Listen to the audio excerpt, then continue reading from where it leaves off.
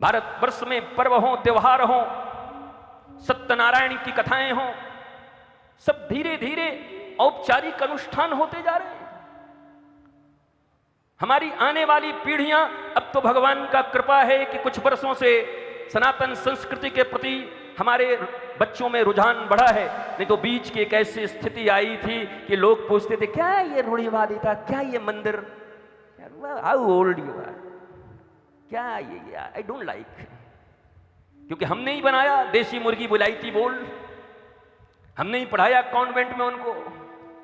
अरे इंग्लैंड का कोई आदमी अगर हिंदी बोलना ना जाने, इंग्लैंड के किसी आदमी से हिंदी पूछो तो कैसे बात करते हैं? हे मैन, कहां जा रहा है, क्या कर रहा है, हम तुमको शरबत पिला देगा।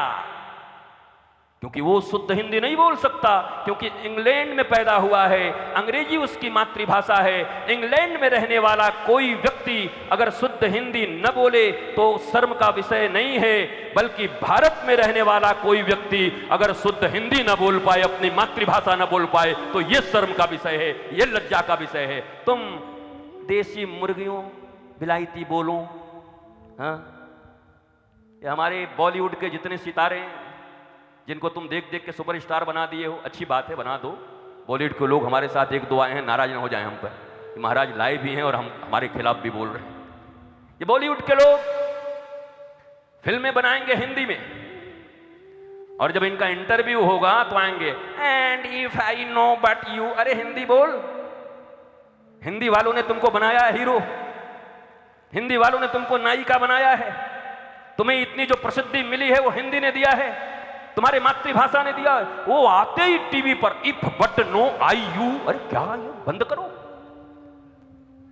हिंदी बोलो, अपनी भाषा बोलो, भाषा के प्रति गौरव रखो। याद रखो, इस दुनिया में जितने भी विकसित कंट्री हैं, जिनके पास आज बहुत पैसे हैं, जिन देशों के पास, चाहे वो अमेरिका हो, चाहे वो चाइना हो, चाहे वो जापान हो, चाहे वो स्वीडन हो, चाहे वो जर्मनी हो, ये जितने भी देश हैं, ये सब करीब करीब विकसित कंट्री हैं। सबसे ज्यादा पढ़े लिखे, सबसे ज्यादा लिटरेट लोग यहीं पे रहते हैं। लेकिन उसके बाद भी आपको जानकर आश्चर्य होगा, ये सब अपनी भाषा बोलते हैं।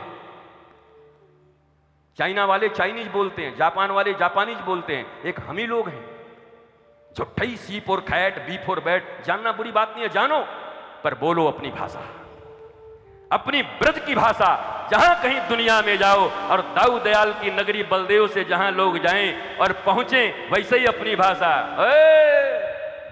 बलदाऊ जी क्या कर रहे हो, ऐसी भाषा, अपनी भाषा बोलो। भाषा के प्रति सम्मान, पोशाक के प्रति सम्मान, अपने यहाँ के अनुसार जो आपके खान पान है, भोजन है, उसके प्रति सम्मान, यही संस्कृति की रक्षा है। अगर ये संस्कृति की रक्षा न कर पाए, बताओ, गोकुल में, बलदाऊ जी में, वृंदावन में फटा जीन्स पहन के घूमने के लिए मिला है हम लोग? ये फटे जीन्स वाले उधर जाकर ईंटा से रगड़ रगड़ के फाड़ के पहन रहे हैं, बताओ महाराज। इससे बढ़िया तो हम लोग की धोती कितना बढ़िया, चारों तरफ से खुला है महाराज, वेंटिलेशन वेंटिलेशन। तुम फाड़ रहे हो ईंटा से लेकर, कान छेदवाए रहे हैं, नाक छेदवाए रहे हैं, जीभ छेदवाए ले रहे हैं, बाल ऐसे बनाए रहे हैं, ऐसे जैसे राक्षस आ गया कहीं से। कभी लग रहा है कंस गया नहीं, असक्तासुर गया नहीं, पूतना गया नहीं, पूतना के परिवार वाले बाकी हैं, लाल ऐसे बाल करके खड़े हो। ये क्या है बोला, स्पाइक्स। ऐसा लग रहा है 440 वोल्ट का करंट मार दिया बेचारे को, बाल खड़े हो गए सब। ये आपकी संस्कृति है, ये आपके कल्चर हैं। आप देखो, आप ब्रजवासी माताओं को, आप गोपियों को देख करके मैं सत्य कहता हूं, सत सत बार मेरे शीश झुक जाते हैं। कैसे राधा रानी की तरह और राधा रानी की सखियों की तरह आपके घूंघट जब देखता हूं तो कहता हूं ये भारत है, ये हमारा ब्रज है। इस संस्कृति का विकास पूरी दुनिया में होना चाहिए, ये विकास होना चाहिए। और आप भी जैसे जैसे इस संस्कृति के प्रति प्रेम जताओगे, आपके ही बच्चे डिप्रेशन में हैं, टेंशन में हैं, दवाइयां खा रहे हैं, ठीक नहीं है। मैं बार बार कहता हूं, जिस देश में महाराणा प्रताप जैसे लोग घास की रोटी खा करके भी कभी डिप्रेशन में नहीं गए, झांसी की रानी, महाराज बच्चे को पीठ में बांध करके और तलवार से युद्ध करके भी डिप्रेशन में नहीं गई, जहां रघु घोड़े के अस्तबल में बैठ करके भगवान राम के पूर्वज भी घोड़े के अस्तबल में बैठ करके घास खा करके भी डिप्रेशन में नहीं गए, उस भारतवर्ष के लोग बड़ा डिप्रेशन में जाएं, ये शोभा देता है। ये डिप्रेशन और टेंशन हम लोगों के लिए नहीं है, इंग्लैंड वालों और अमेरिका वालों के लिए है, वहां जाए। हम लोग कोई डिप्रेशन टेंशन में नहीं रहते, पर यहां तो बच्चा बच्चा मम्मी हम डिप्रेशन में हैं। भाई तेरी उम्र हो रही 3 साल डिप्रेशन में चला गया। और मम्मी भी बड़ी खुश होती हैं, वो हमारा गोलू है ना बड़ा आजकल टेंशन में रहता है, टेंशन का बेटा होगा तो टेंशन ही में रहेगा। शर्मा जी का बेटा शर्मा जी होगा, वर्मा जी का बेटा वर्मा जी होगा, गुसाई जी का बेटा गुसाई जी होगा।